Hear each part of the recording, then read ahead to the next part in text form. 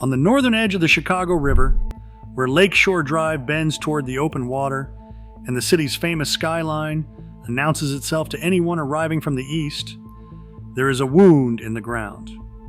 Not a ruin, not a demolition site, a wound.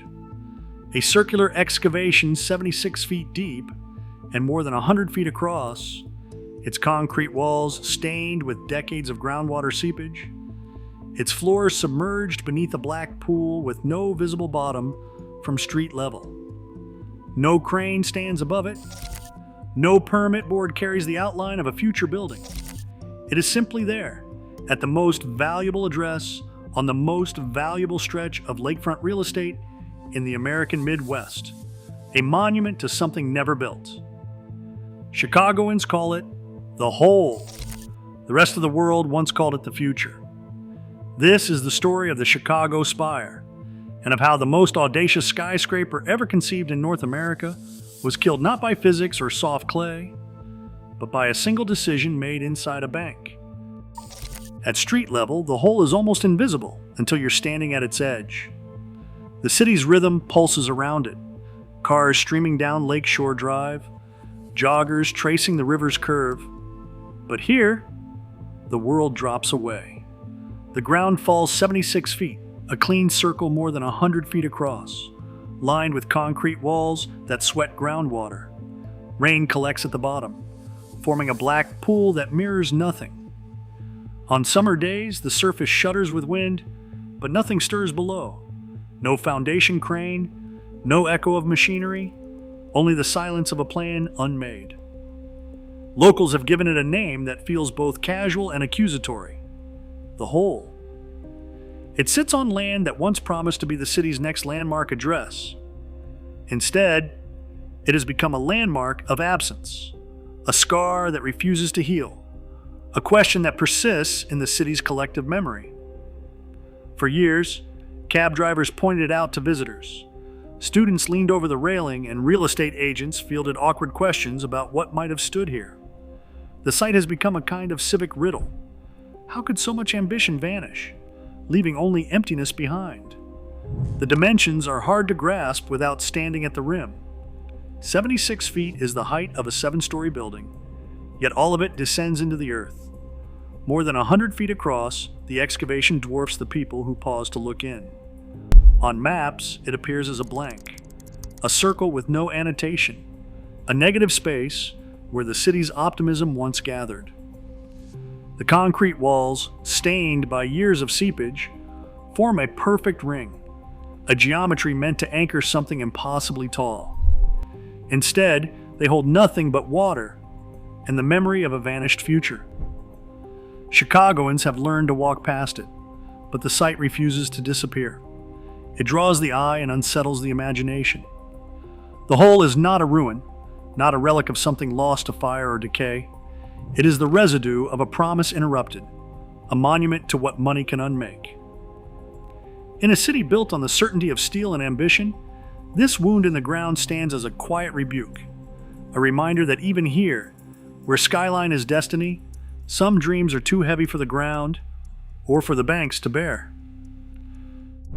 A vision took hold above the empty ground, a twisting spire 2,000 feet high, spiraling into the clouds with a grace that seemed to defy gravity and the city's own history of straight lines and right angles. Santiago Calatrava's design was not just another addition to the skyline, but a declaration, a single slender form that would rotate 1 degree per floor, turning a simple cylinder into a sculpture of light and shadow. Renderings flooded the press, a glass helix rising from the lakefront, promising to eclipse the Willis Tower, to crown Chicago as the new capital of ambition in the Western Hemisphere. Garrett Kelleher was the man determined to make this dream real, an Irish developer with a gambler's appetite and a salesman's flair. In June 2007, beneath white tents and a summer sky, Kelleher and Calatrava presided over a groundbreaking ceremony that felt more like a coronation than a construction start. Dignitaries gathered, cameras flashed, and the first shovelfuls of earth were tossed, as if the future itself could be summoned by gesture. The press called it the most audacious project Chicago had seen in decades. An architectural moonshot set to rise from a patch of reclaimed riverbank. The numbers matched the spectacle. The tower would reach 2,000 feet, a full 150 stories, with a cumulative twist of 360 degrees. The floor plates, perfectly circular, would rotate imperceptibly from one level to the next, creating a spiral that no other North American building had attempted. The engineering challenge was immense, but the market seemed just as dizzy with optimism.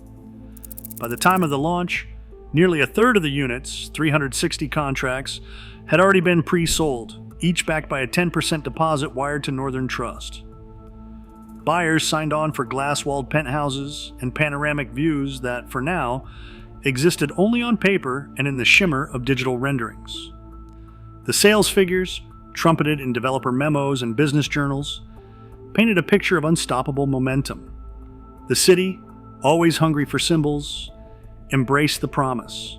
The Spire was to be a new landmark, a monument to the city's self-belief, and a magnet for global capital. Underneath the optimism, though, the ground itself warned of the cost. Soft clay, deep water, and a need for engineering that would rival the building's own vertical ambition. Still, in those first months, the story was one of confidence and ascent. A city, an architect, and a developer, all convinced that money and vision could bend both steel and earth to their will. Beneath the surface, the engineering was as ambitious as the vision above. The excavation that carved out the Spire's foundation was not an act of brute force, but a precise negotiation with the earth. Crews dug down 76 feet, removing layer after layer of clay and silt until the city's ancient dolomite bedrock was exposed. Around the perimeter, a 48-inch thick slurry wall rose, poured in place section by section, its concrete laced with bentonite to keep the groundwater at bay. This was not a temporary barrier, but a permanent diaphragm, engineered to resist the pressure of Lake Michigan and the weight of the city itself. Within that ring, the real work began.